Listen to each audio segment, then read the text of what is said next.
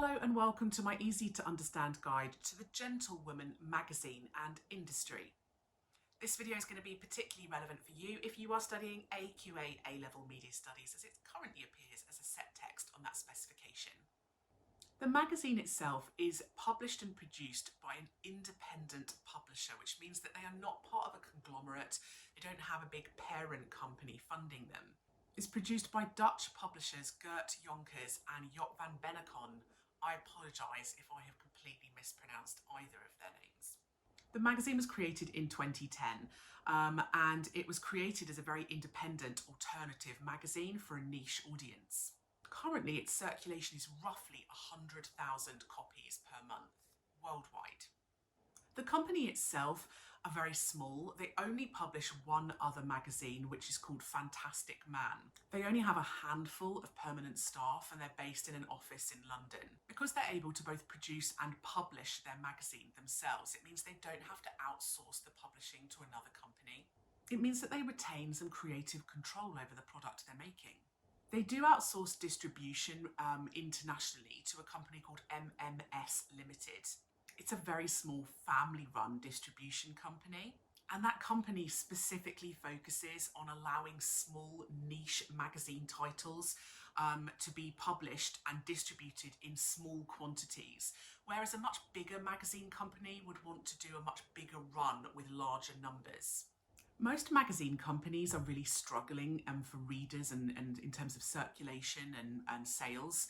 And they're often having to resort to focusing on the use of technology like social media in order to target and engage audiences. The use of convergent technology, websites, apps, social media example, has become really important for most magazine companies. If you look though at the Gentlewoman website, it's really minimal. And so perhaps this is an example of this brand rejecting the typical methods used by other publishing companies and doing something a bit different. They use their range of social media pages to promote the magazine and to help to encourage people to buy the print version. It's also reflective of the fact that this brand, the Gentlewoman, is very much focused on the magazine and print being important. They're not trying to move away from print into online publishing. They're really focusing on print and the visual aesthetic of it. It means that they've really focused in terms of the magazine and the content on making the magazines feel a bit like a book, like a collectible, something you would keep on a coffee table. Something that people buy for the photography, for the feel of the pages.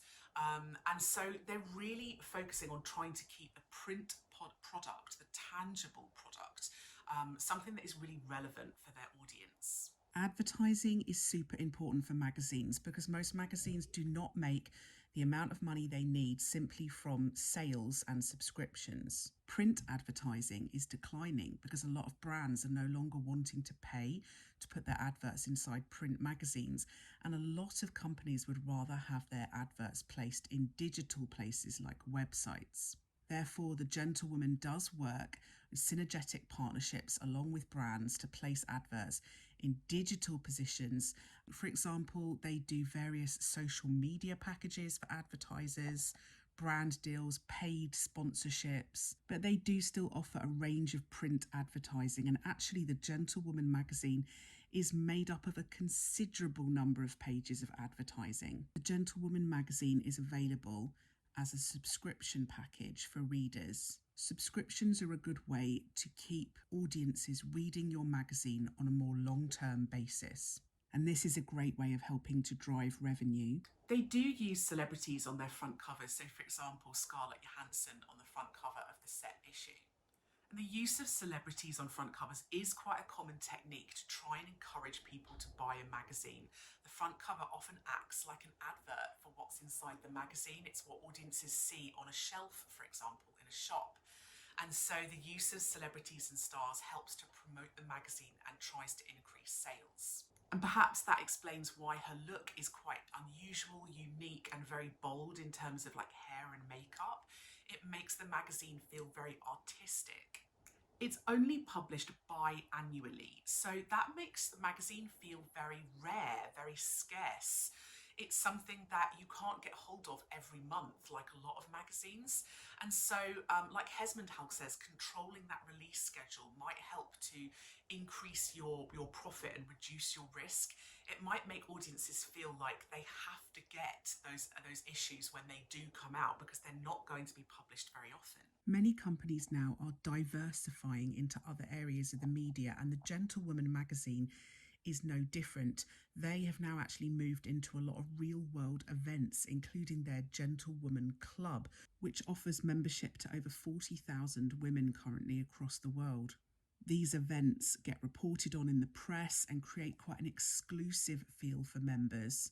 And they also help to drum up publicity for the magazine and make the brand seem exciting. So the branding for the magazine is very much focused on being visually aesthetic, of being print relevant, of being alternative, niche and unusual. So that was my easy to understand guide to the Gentlewoman and industry. Don't forget to subscribe to my channel for other videos that are going to be relevant for you. And if you have any questions or comments or videos that you would like that I don't already have, leave a little comment below and I'll see what I can do.